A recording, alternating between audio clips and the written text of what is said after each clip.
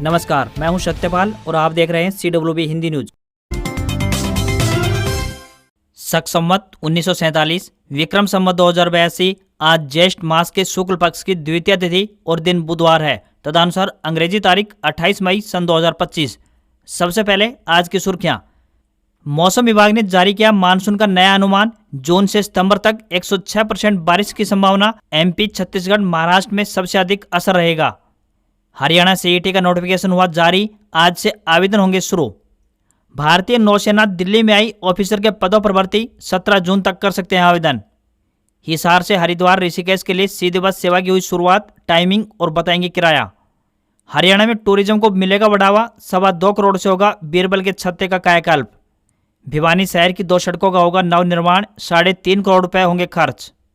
Ration card holders 23 जून से पहले करवा लें eKYC। ऐसा न करने पर फ्री राशन नहीं मिलेगा। हरियाणा में ग्राम पंचायतों की बदलेगी तस्वीर। हर गांव के लिए 2 बड़ी घोषणाओं का किया ऐलान। हरियाणा में कोरोना के 3 नए केस मिले। 1 फरीदाबाद और 2 गुरुग्राम में मिले। नई एडवाइजरी हुई जारी। लोगों से मास्क और सैनिटाइजेशन जैसे नियमों का पालन करने की गई है अपील।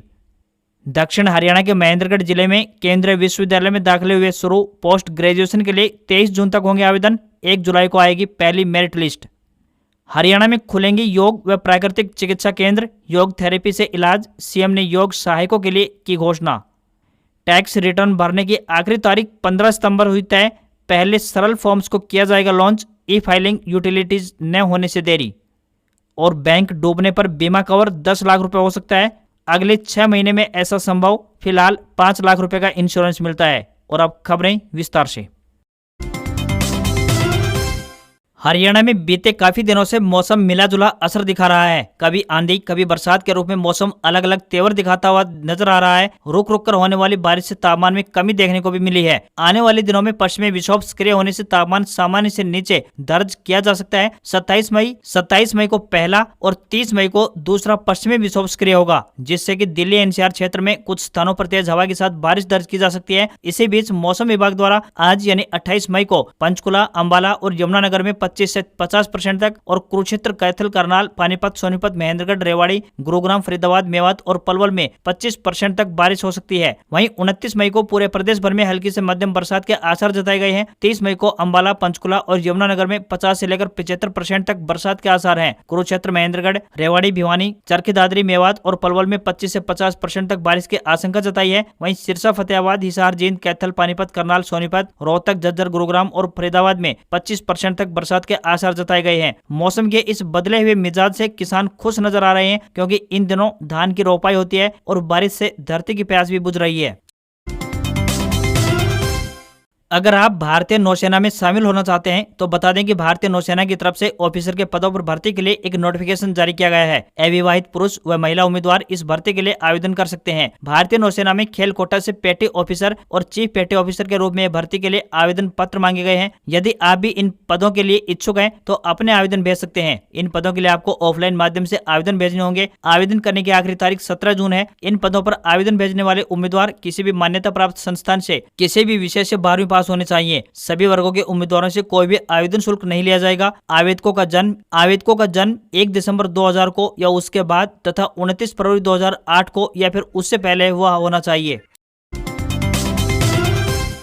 हरियाणा के सोनीपत जिले के निवासियों के लिए एक अच्छी खबर सामने आ रही है। नगर निगम मेयर राजीव जैन ने बताया कि जिन लोगों की लालडोरे की प्रॉपर्टी से संबंधित कोई समस्या आ रही है तो उन्हें जल्द दूर किया जाएगा। 14,000 से अधिक प्रॉपर्टी के मालिकों को उनके जमीनों की मालिकाना हक के प्रमाण पत्र सौंपे जाएंगे। इस प्रक्रिया में आ रही अड़चनों को दूर करने के लिए अधिकारियों और पार्षदों के साथ चर्चा करते हुए मेयर राजीव जैन ने कहा कि जिन लोगों की लालडोरे की प्रॉपर्टी से संबंधित मालिकाना हक की समस्याएं हैं उन्हें जल्द से जल्द हल किया जाएगा। साथ ही उन्होंने चंडीगढ़ के अधिकारियों से बात कर मालिकाना हक के लिए जरूरी दस्तावेज और नियमों को भी स्पष्ट कर दिया है। आवेदन करने के लिए अब पानी या फिर बिजली का 10 साल पुराना बिल जरूरी होगा। यदि किसी ने लालडोरे की प्रॉपर्टी खरीदी है तो उसके पास राजस्व अधिकारी द्वारा अटेस्टेड एग्रीमेंट होना चाहिए। वर्तमान में बात करें तो यदि कोई लालडोरे की प्रॉपर्टी में रह रहा है तो उसके नाम पर 5 साल पुराना मीटर है तो उसका फॉर्म एक्सेप्ट कर लिया जाएगा। बस शर्त ये रहेगी कि पुराने मालिक के नाम पर मीटर 10 साल पुराना होना चाहिए। यदि लालडोरे की प्रॉपर्टी एक खाली प्लाट है तो आवेदक निगम के नाम पर आवेदन कर सकता है। इसका रिकॉर्ड जांचा जाएगा और उसकी समस्या का समाधान जल्द कर दिया जाएगा।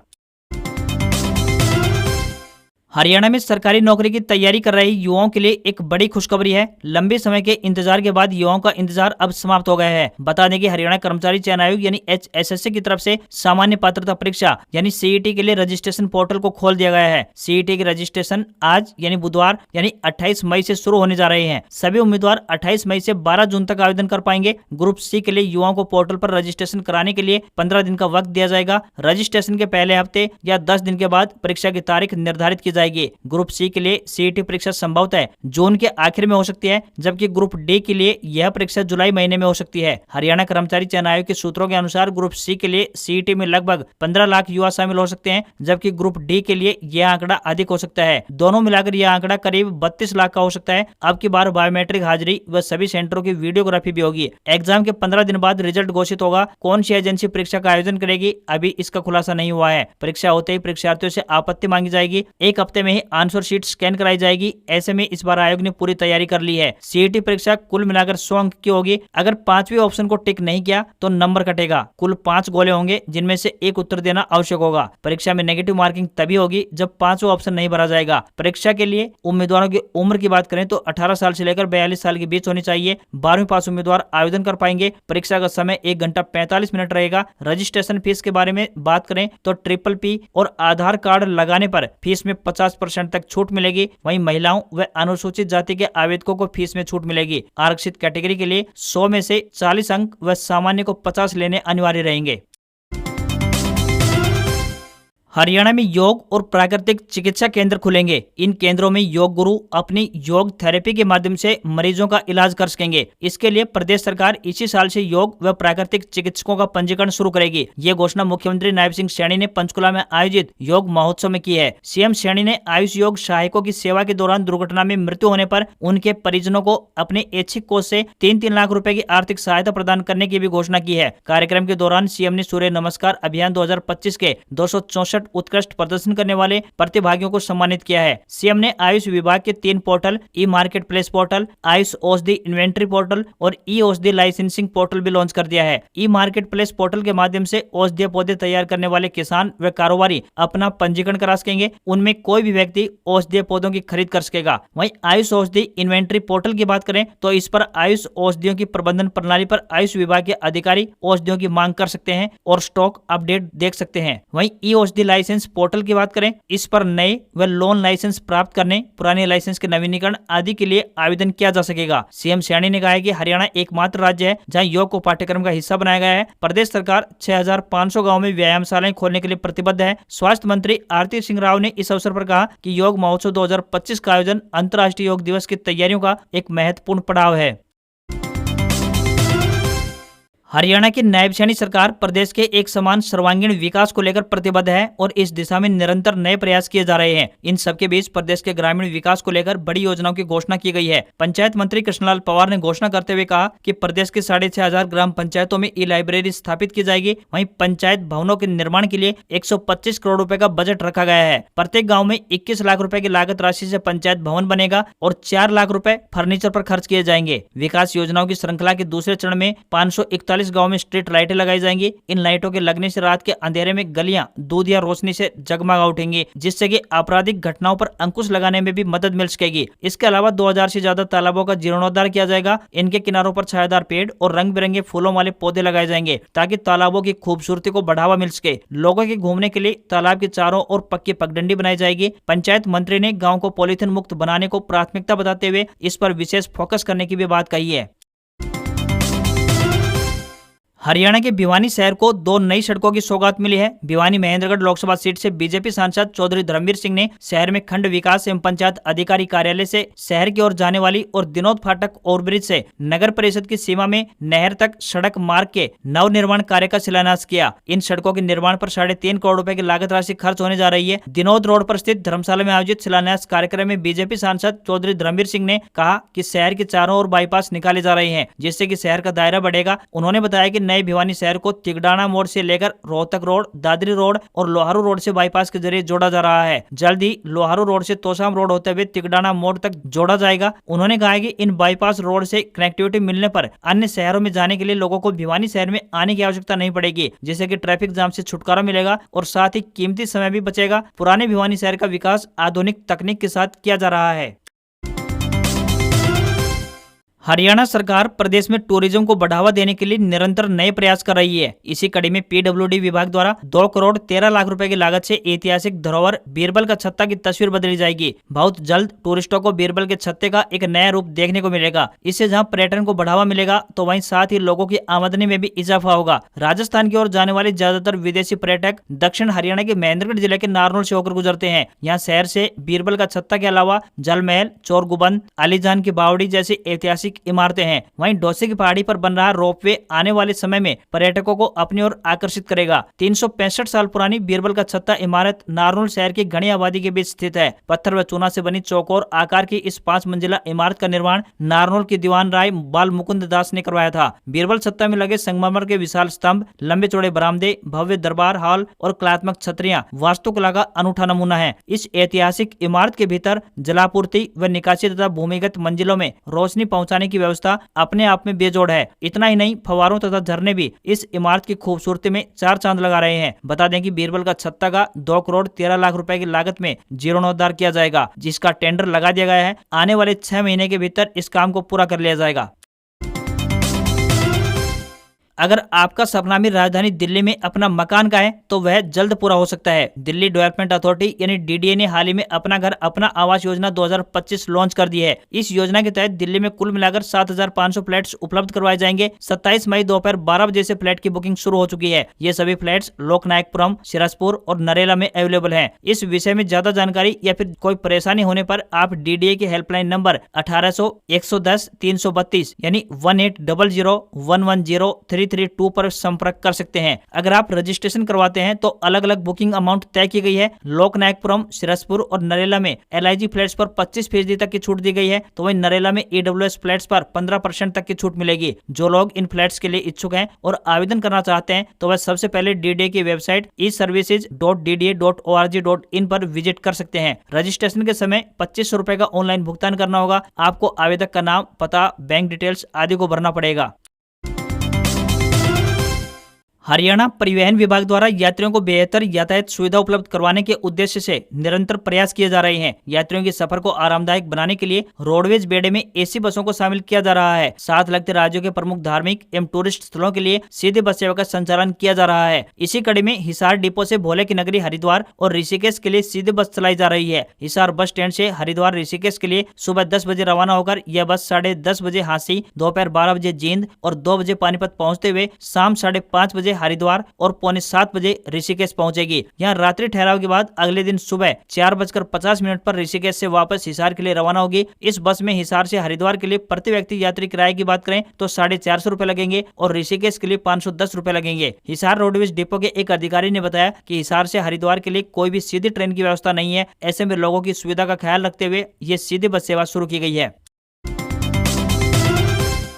देश में इस बार मानसून सीजन यानी जून से सितंबर तक की बात करें तो सामान्य से ज्यादा बारिश होने का अनुमान लगाया गया है। मौसम विभाग ने कहा है कि 106% तक बारिश हो सकती है। पिछले महीने इसे 105% बताया गया था। वहीं जून महीने में भी बारिश सामान्य से ज्यादा होगी। मौसम विभाग यानी आईएमडी ने मंगलवार को बताया देश में जून के महीने में सामान्य से ज्यादा बारिश होने की संभावना है, जो कि 108% हो सकती है। मौसम विभाग के महानिदेशक मृत्युंजय महापात्र ने बताया कि मध्य प्रदेश, छत्तीसगढ़, महाराष्ट्र, ओडिशा और आसपास के क्षेत्रों में इस बार सामान्य से अधिक बारिश हो सकती है। वहीं पंजाब, हरियाणा, केरल और तमिलनाडु के कुछ इलाकों में सामान्य से कम बारिश होने का अनुमान है। मध्य और दक्षिण भारत में सामान्य से ज्यादा बारिश होने की उम्मीद है। उत्तर पश्चिमी भारत में सामान्य, जबकि पूर्वोत्तर में सामान्य से कम बारिश हो सकती है। दक्षिण पश्चिमी मानसून तय समय से 8 दिन पहले यानी 24 मई को केरल पहुंच चुका है। ऐसा 16 साल बाद हुआ है। आमतौर पर दक्षिण पश्चिमी मानसून 1 जून तक केरल पहुंचता है, 11 जून तक मुंबई और 8 जुलाई तक पूरे देश में फैल जाता है। भारत में इस बार मानसून जल्दी पहुंचने की मुख्य वजह अरब सागर और बंगाल की खाड़ी में बढ़ी हुई नमी है। समुद्र का तापमान सामान्य से ज्यादा रहा, जिससे कि मानसूनी हवाएं तेजी से सक्रिय हुई हैं। केरल में 24 मई को मानसून की दस्तक के बाद लगातार बारिश से आम जनजीवन अस्त व्यस्त नजर आ रहा है। राशन कार्ड का इस्तेमाल कर रहे लोगों के लिए एक बड़ी अपडेट है। सरकार ने 30 जून तक ई-केवाईसी करवाना अनिवार्य कर दिया है। अगर आप भी राशन कार्ड का इस्तेमाल करते हैं तो इस आखिरी तारीख तक अपना ई-केवाईसी अवश्य करवा लें। आपने लास्ट डेट तक ऐसा नहीं किया है तो आपका राशन कार्ड कैंसिल हो सकता है। साथ ही आपको सस्ता या फिर मुफ्त मिलने वाला राशन भी बंद हो जाएगा। पहले सरकार ने ई-केवाईसी की लास्ट डेट 31 मार्च 2025 रखी थी, लेकिन कई लोगों को टेक्निकल दिक्कतों और जानकारी की कमी के कारण परेशानी का सामना करना पड़ा था। इसी वजह से सरकार ने लास्ट डेट को बढ़ाकर 30 जून 2025 कर दिया। दरअसल सरकार का मकसद राशन डिस्ट्रीब्यूशन प्रोसेस को ट्रांसपेरेंट और भ्रष्टाचार फ्री बनाना है। कई बार देखा गया है कि कुछ लोग फर्जी राशन कार्ड से या फिर एलिजिबल न होने के बावजूद भी राशन फ्री में ले लेते हैं। कुछ मामलों में यह भी देखा गया है कि किसी व्यक्ति की मृत्यु के बाद भी उसके नाम पर राशन लिया जा रहा है। इसी तरह की गड़बड़ियों को रोकने के लिए सरकार ने ई-केवाईसी प्रोसेस शुरू की है। इस प्रोसेस के तहत राशन कार्ड धारक और उनके परिवार के सदस्यों की पहचान आधार कार्ड से लिंक की जाती है, जिससे कि यह तय किया जा सके कि सिर्फ वास्तविक और जरूरतमंद लोगों को ही फ्री में राशन का लाभ मिल सके। टैक्स डिपार्टमेंट ने वित्त वर्ष 2025 का इनकम टैक्स रिटर्न यानी आईटीआर फाइल करने की आखिरी तारीख तय कर दी है, जो कि 31 जुलाई से बढ़ाकर 15 सितंबर 2025 कर दी है। इनकम टैक्स विभाग ने इसकी जानकारी दी है। आईटीआर फाइलिंग की प्रोसेस जून के पहले हफ्ते से शुरू हो सकती है। आमतौर पर ये 1 अप्रैल से शुरू हो जाती है, लेकिन इस साल इसमें देरी हो रही है। पिछले साल भी ये अप्रैल में शुरू हुई थी। देरी की वजह की बात करें तो आईटीआर फॉर्म के लिए जरूरी ऑनलाइन टूल्स उपलब्ध नहीं होना है। वहीं सीए आनंद जैन ने कहा कि यह विस्तार स्वागत योग्य कदम है, क्योंकि आज 27 मई 2025 को शाम 5 बजे तक टैक्स पोर्टल पर आईटीआर दाखिल करने की सुविधा उपलब्ध नहीं है। कई मामलों में एनुअल इन्फॉर्मेशन स्टेटमेंट यानी एआईएस भी ठीक से नहीं मिल रहा है, इसलिए यह एक्सटेंशन प्रोफेशनल्स और टैक्स पेयर्स दोनों को राहत देगा। इस साल आईटीआर फाइलिंग की प्रक्रिया में देरी की मुख्य वजह आईटीआर फॉर्म के लिए ऑनलाइन संबंधित सुविधाओं यानी कि ई फिलिंग यूटिलिटीज का उपलब्ध न होना है। इनकम टैक्स डिपार्टमेंट ने अभी तक कोई भी आधिकारिक तारीख घोषित नहीं की है, लेकिन रिपोर्ट्स के मुताबिक बात करें तो यह प्रक्रिया जून 2025 के पहले हफ्ते से शुरू हो सकती है। सरकार अगले 6 महीने में बैंक डिपॉजिट पर मिलने वाले इंश्योरेंस की सीमा 5 लाख रुपए से बढ़ाकर 10 लाख रुपए कर सकती है। वित्त मंत्रालय के एक सीनियर अधिकारी ने बताया कि इसको लेकर मंथन जारी है। हालांकि नई सीमा कितनी होगी इसका अंतिम फैसला अभी नहीं हुआ है। अधिकारी के मुताबिक नई सीमा तय करने में कई पहलू देखे जा रहे हैं, जैसे कि कितने खाता धारक कवर होंगे, कितनी रकम इंश्योर्ड होगी और सरकार कितनी गारंटी देगी। कैबिनेट के निर्णय के बाद वित्त मंत्रालय इसका ऐलान करेगा। दरअसल सरकार deposit insurance and credit guarantee corporation act यानी DICGC के तहत अभी बैंक के बंद होने या फिर डूबने की स्थिति में ग्राहकों को 5 लाख रुपए का डिपॉजिट इंश्योरेंस यानी जमा बीमा देती है। डिपॉजिटर्स को 90 दिन के भीतर ये रकम मिलती है। बता दें कि अगर बैंक दिवालिया हो जाए तो खाता धारक को उसकी जमा राशि में से तय सीमा तक ही पैसा वापस मिलता है। हफ्ते के दूसरे कारोबारी दिन भारतीय शेयर बाजार में सेंसेक्स 624.82 अंक गिरकर 81,551.63 के स्तर पर बंद हुआ। निफ्टी में भी 174.95 अंक की गिरावट देखने को मिली और ये 24,826.20 के स्तर पर बंद हुआ। सेंसेक्स के 30 शेयरों में से 5 में तेजी और 25 में गिरावट देखने को मिली। अल्ट्राटेक सीमेंट का शेयर सबसे अधिक 2.21% गिरा। आईटीसी, टाटा मोटर्स, एनटीपीसी सहित कुल मिलाकर 10 शेयरों में 1% से अधिक की गिरावट देखने को मिली। वहीं इंडसइंड बैंक में 2.6% की तेजी बनी रही। निफ्टी के 50 में से 40 शेयरों में गिरावट जबकि 10 में तेजी रही। एनएससी के ऑटो, आईटी और एफएमसीजी इंडेक्स में तकरीबन 1% की गिरावट रही। फार्मा, रियल्टी और पीएसयू बैंक सेक्टर में मामूली तेजी देखने को मिली। 10 ग्राम 24 कैरेट सोने का दाम 661 रुपए घटकर 95,152 रुपए पर पहुंच गया। तो वहीं चांदी की कीमत भी 872 रुपए घटकर 96,525 रुपए पर आ गई है। दिल्ली में 10 ग्राम 22 कैरेट सोने की कीमत 90,100 रुपए और 10 ग्राम के 24 कैरेट सोने की कीमत 98,280 रुपए पहुंच गई है। आज खबरों बस इतना ही। देखते रहिए आपका अपना हरियाणा का सबसे बेहतरीन news channel CWB Hindi news. नमस्कार। इसी आशा के साथ आपका दिन शुभ रहे।